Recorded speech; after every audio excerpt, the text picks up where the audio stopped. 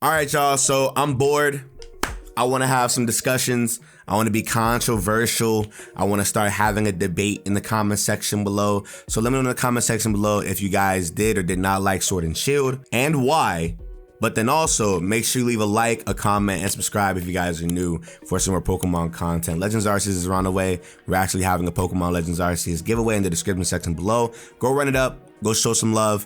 And let's get up into the video. So if you're new to me, then you probably would not know that I am not a huge fan of Pokemon Sword and Shield.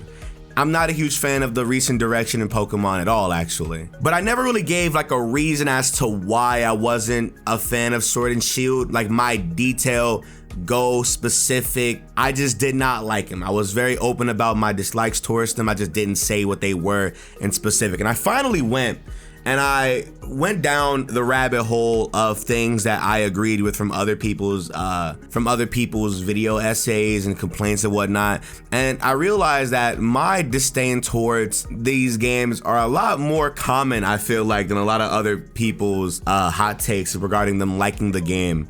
And so with that being said, here are my reasons, or here are the reasons why I think Pokemon Sword and Shield are bad video games or bad Pokemon games. I don't know which one you would like. I don't know. I guess they're okay video games, but if you compare them to I don't know. Listen, let's get up into the video. So Pokemon Sword and Shield is what I like to call imperfect. I feel like the game was rushed and unpolished. Obviously, we can talk about the obvious graphical stuff. They reused animations, which was their big reason as to why they cut off half the Pokedex. Who's texting me? Anyway, Game Freak had said that the reason why they cut off half the Pokedex is because of the fact that they were using new animations, and obviously when the game got leaked and we finally got into the files, it's 100% confirmed they were lying to us. I think the only new animations were the Gigantamax, which is only ever not even like a couple of moves per typing, and then whatever Gigantamax forms there are in the games, which isn't a lot, by the way. And I think this is the first time Game Freak actually actively lied to us as well. Like, from the sidelines, I did not care. I'm not a Nat Dexter. I don't care about the Pokemon being in here, right? I felt like the reasons they gave us were good enough, but you know, people obviously didn't. And I'm just like, okay, it's whatever. People have their opinions. But when the files come out and you see like how lazy they were with these games in regards to animations and certain features and whatnot, it's damn near unforgivable, low key. Like, textures on the environment are trash. Hop literally reuses the same structural skeleton as Hau, and it's so funny to me because Hau is a much better character than Hop. I don't get it, but sure. And most of the models of all the Pokemon are just their 3DS models, just upscaled a little bit. And it's like, what happened to these new animations? What happened to the, oh, we're starting from scratch with everything, all the Pokemon? It's like, what happened? And to be fair, you could argue that the models from the 3DS were made to last for years to come, but that doesn't explain them lying to the audience at all. They lied to shut people up regarding the national decks and then hid everything else behind a paywall. Granted, you can trade behind the paywall with people who have the DLC, but it's kind of just like, what? It's like I need to pay DLC for me to even get the games, or I have to like force myself to like, I don't know. Like it's so weird to me because I remember back as a kid, like if you didn't have a link cable or the other version, you were kind of screwed, but you at least had a good amount of Pokemon that were available to you. Them adding like a whole 2 expansions and then 150 more Pokemon to the game, and then hiding those things behind the dollars, you still having to pay Pokemon Home, you unlock like locking behind certain, listen, this is such a weird thing. And for me, I don't know, as a fan of like just Pokemon in general and like the last 20 years, it's kind of like a new experience and it makes me like low-key uncomfortable. But let's get into the extra stuff. I'm gonna be real with you, a big one on my list right now is the gameplay being weak. Like, aside from being able to make a competitively viable Pokemon in like less than 30 minutes after you beat the game, that's pretty much it. The pacing in the story is hell. Like, you playing through the game is so much hell, bruh. The wild area is absurdly empty. You would think that like a wild area, to the scale that the wild area is,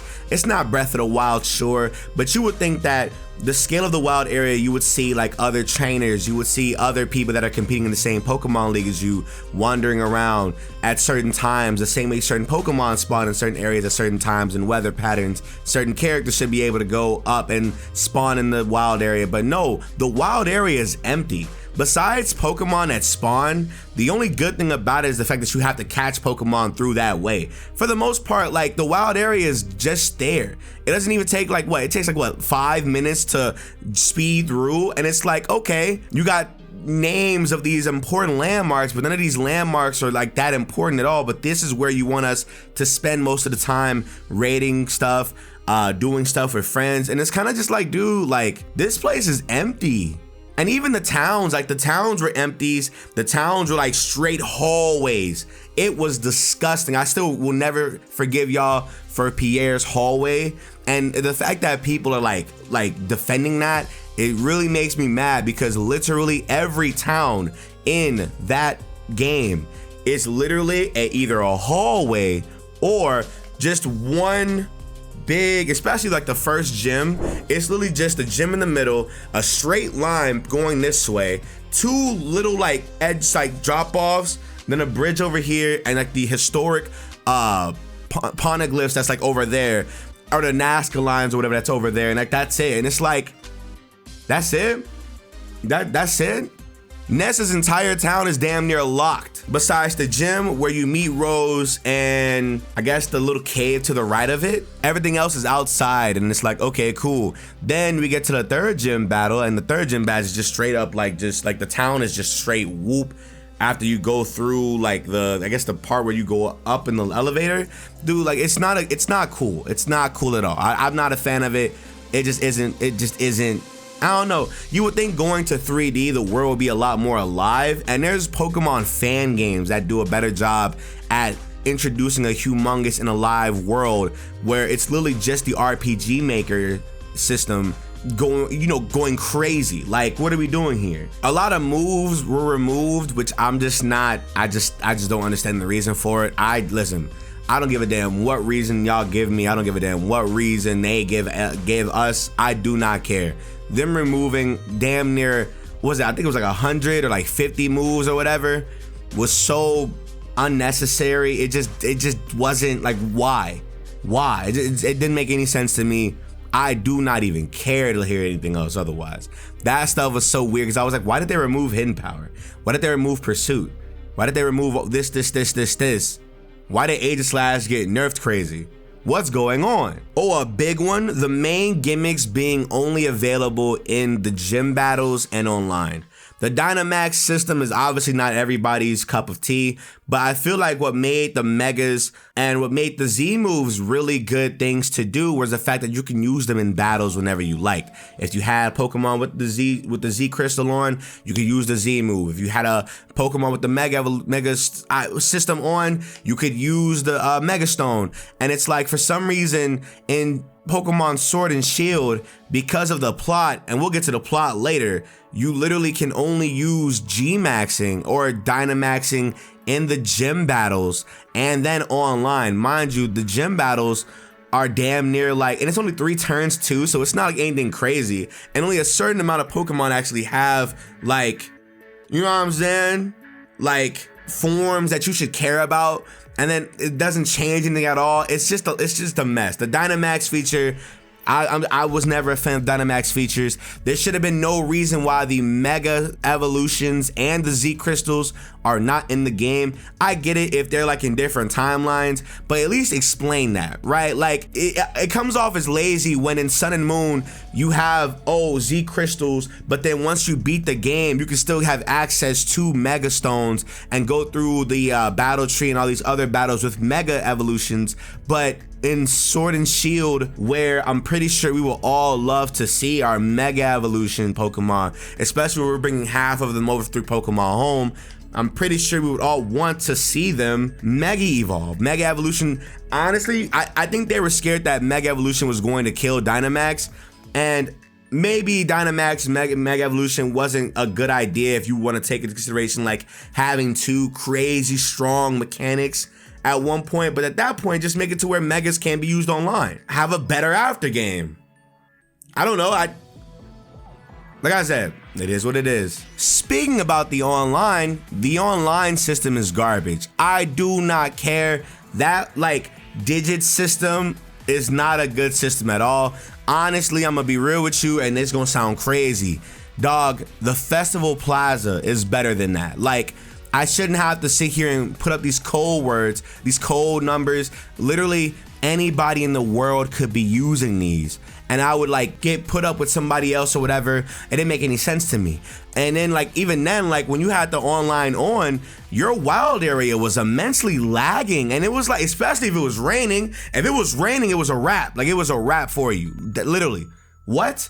Dude, it didn't even do a good job at making it easier to find your friends. Cause I remember when I was setting my free-for-alls would take like 20 minutes to sit there and wait for the connecting to go. And it's like, dude, like I don't have time to do this. Like I don't want to do this, but you can find a match right in a raid den. Like, come on, bro. Like the online was garbage. The online was trash. They took off the hour-long counter for the online battles, which was honestly one of the most, which was to me was crazy. Like you would think that like 60 minutes would be good enough, but no, what? Why? What? It doesn't make any sense to me. Oh yeah, and I guess the last one before we get into the story, the inconsistencies in the models for the Pokemon are very apparent. I think the only time I saw a consistent crazy scaled Pokemon was the Wailord in the Isle of Armor DLC. I remember seeing that the first time, I was like, oh my god, what? Wailord at the correct size? Are you serious? Like, that's nutty. Like, there should be no reason why a lot of these mons are so small, but then Pokemon XD and Coliseum games from 15, 20 years ago damn near literally scale their Pokemon great. Like, why is that? It makes no damn sense for me. There are mods that are supposed to be fixing up the scales for these Pokemon and ones that fix the cameras for these mons as well. And it's like, damn, like, why?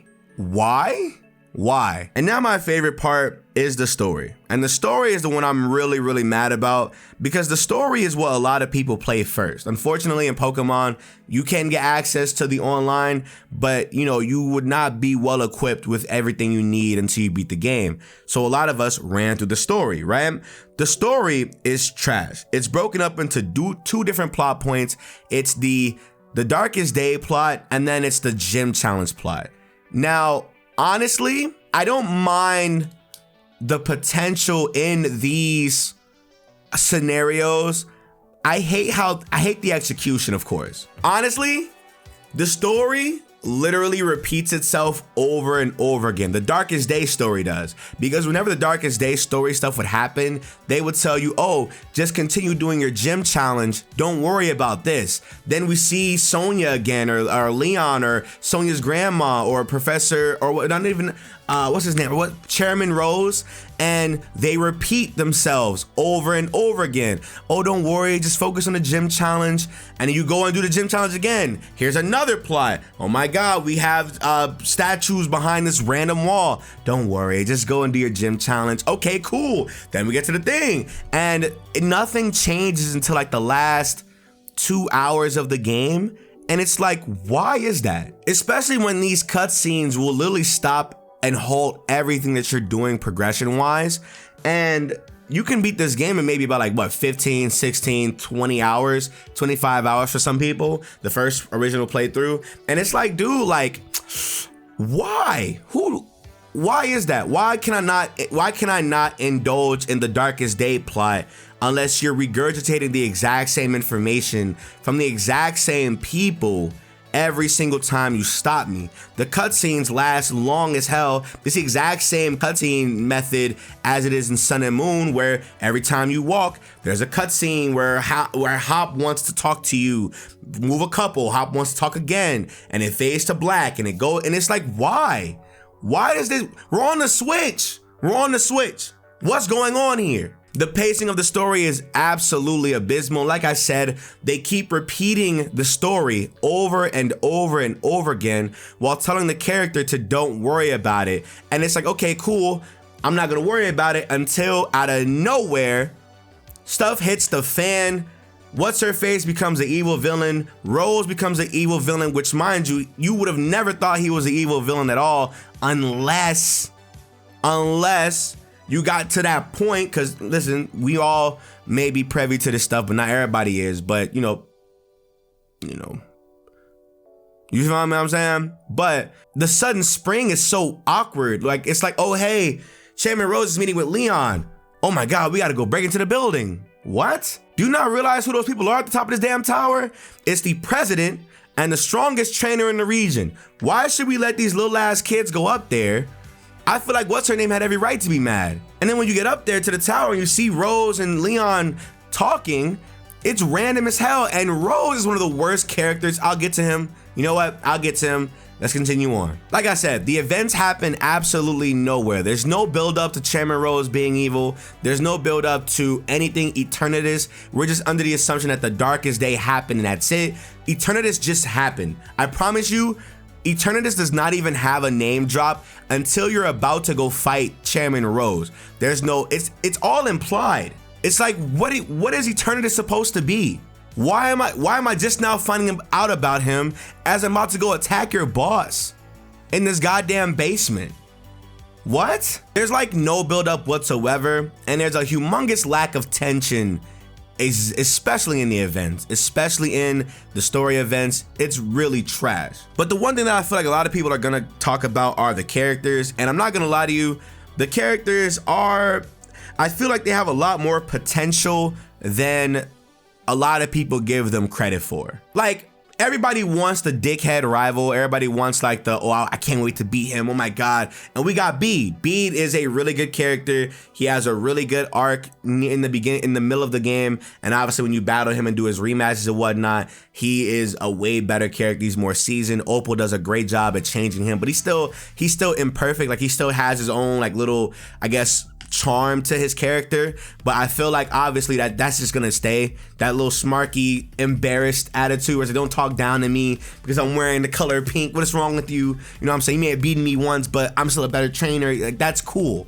That's fine, right? But I feel like Marnie, this sucks because Marnie sucks. Unfortunately, Marnie sucks. She has absolutely nothing to do with the Darkest Day plot at all, despite showing interest in the Darkest Day plot, but not really involving herself until Pierre is around. Pierre, I feel like Marnie is just there to show how cool Pierre is, but unfortunately Pierre gets cucked because they don't have voice acting in this game, which is so awkward to me because they have voice acting in a DS game. Does anybody remember Roxy from Black and White 2? They have a voice acting character singing for Roxy, but they don't have one for Pierre in his 3D concert that lasts like 2 minutes worth of silence. What? And Marnie doesn't really have like any significant change or change at all, actually. It's really one of those things where she just embraces her brother's support, and she's only doing it for her brother anyway. Like, that's it. She's always like that. And then when you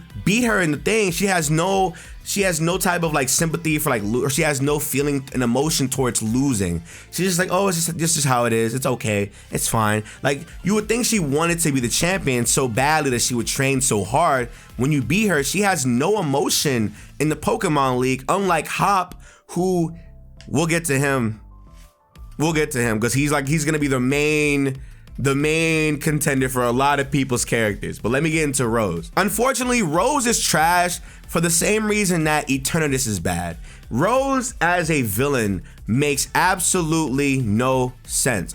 He is afraid of a crisis that's supposed to happen 10,000 years from now. And so he decides to activate it now.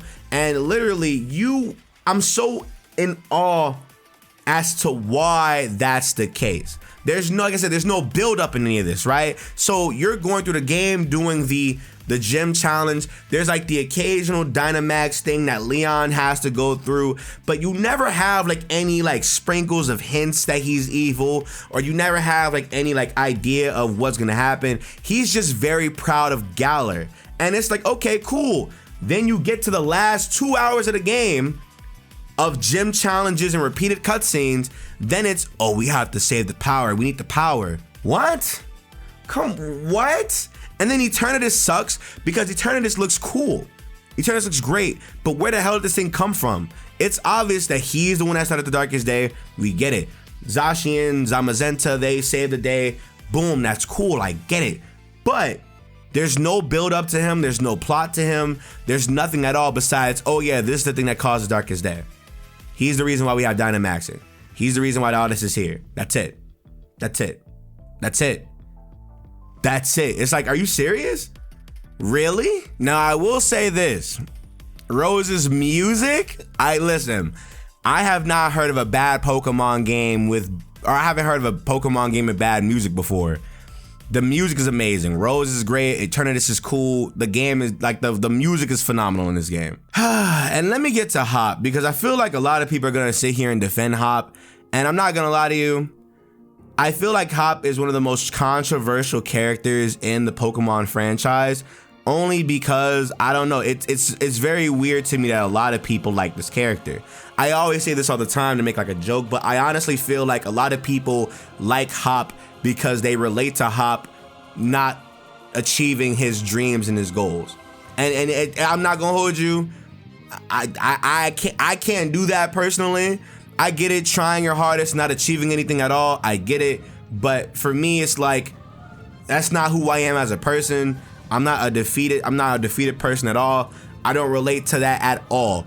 But when it comes to Hop, he's just very annoying. And I think that's just how the game is made versus him as a character. Like, unfortunately, him being an annoying character overshadows his development, and his development is not bad, you know? Like, he keeps trying over and over and over again, and you know, he keeps losing, whether it's to you, Bede, or just in life in general, and he finds a new random passion in becoming a professor at the end of the game when you at the last hour of the DL, like not even the DLC, the after game, he wants to become a professor. He fails to the point where he finds a new passion, and that's what he wants to do.